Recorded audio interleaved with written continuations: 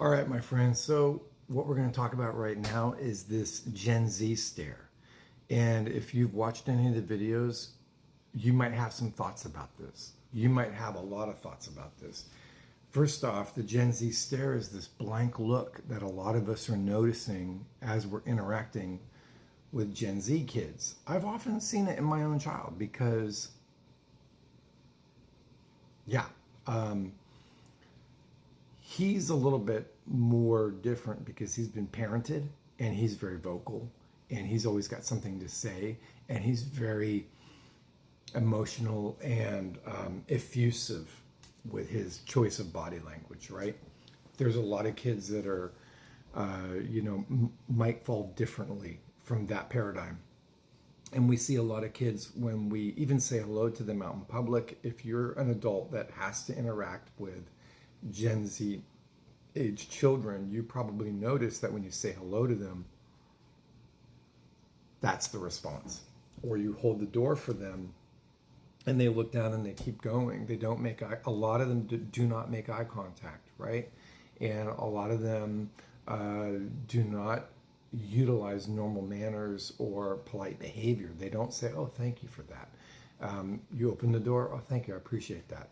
No, you don't get any of that. Sometimes you'll just get concrete stare, or you'll get a blank look. And a lot of people are talking about this because waiters and waitresses and customer support staff are noticing this interacting with them, where they show up and I'm at the help desk and I'm like, "Hello, how can I help you?"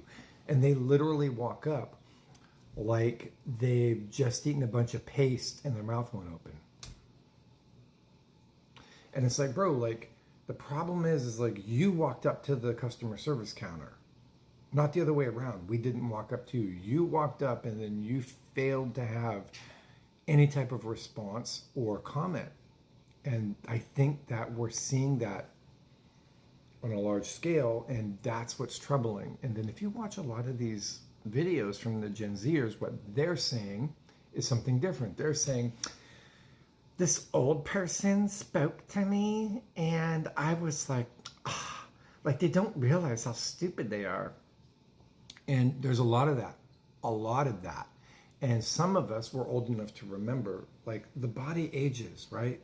The mind, the soul, and the spirit stays intact. And that's what some of these young kids don't get yet. They're gonna learn it. They're gonna learn it, right? We're all kind of on the same wavelength.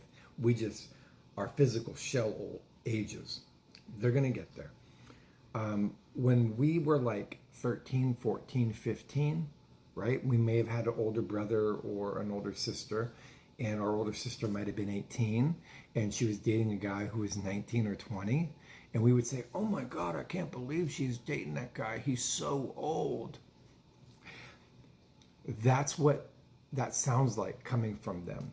And it's really intensely immature. It is really an intensely immature way to look at the world. Now, granted, there are safeguards. We have safeguards in our culture and we have safeguards in our nervous system to stop, that calls out inappropriate behavior when we see really young people dating really old people, for sure. And I'm not talking about that. What we're talking about here is these minor things that, "Oh my God, she's 18 and he's 19. Why would she date somebody so old?" Right? We heard that when we were in like 8th grade or 7th grade, and we're hearing that now out of 18, 19, and 20-year-olds. And here's a message for Gen Z, right? Here's a message for Gen Z and even maybe Gen Y or whatever. 28 to 40 is not old, in case you didn't know. And even 40 to maybe 50, somewhere in 50, is also not old. The baby boomers right now are classically old. That's what we would call old. The baby boomers are old. The Gen Xers, we're still in the framework as working adults. We might be older, but we're not old. Okay? And the reaction that the Gen Z kids are saying that, "I just give them the stare because they're stupid." No, we're not buying it, honey. And the thing is that's not what we're talking about. We all do that. We all practice silence with people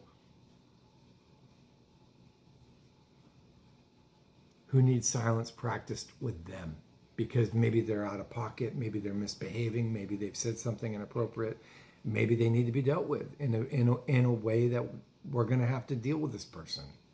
That ain't it. In the old days, or at 5 minutes, in the old days, there was something that the baby boomers had and some of the Gen Xers had, and it was called the lead paint stare. And that's what it is that looks like you guys have. And I'm going to say that it's the screen time scare. I think that because I've seen it with young people, I've seen the fact that they spend so much time on the internet and so much time staring at a screen that when they get off, they can barely function in real life, IRL. They can barely function IRL. And then you'll walk around or drive around with them and you're like, everything looks like Minecraft. You know, everything looks like in game. And you wonder why. You wonder why.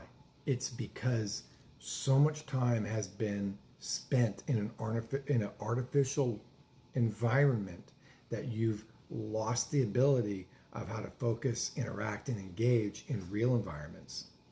And it's not, I wanted to practice silence because they're old and stupid.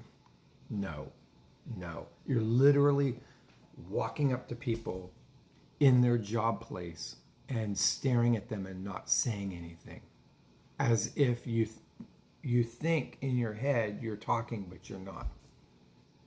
Does that make sense? Hopefully it does. All the best. Be well. Practice kindness. Choose life.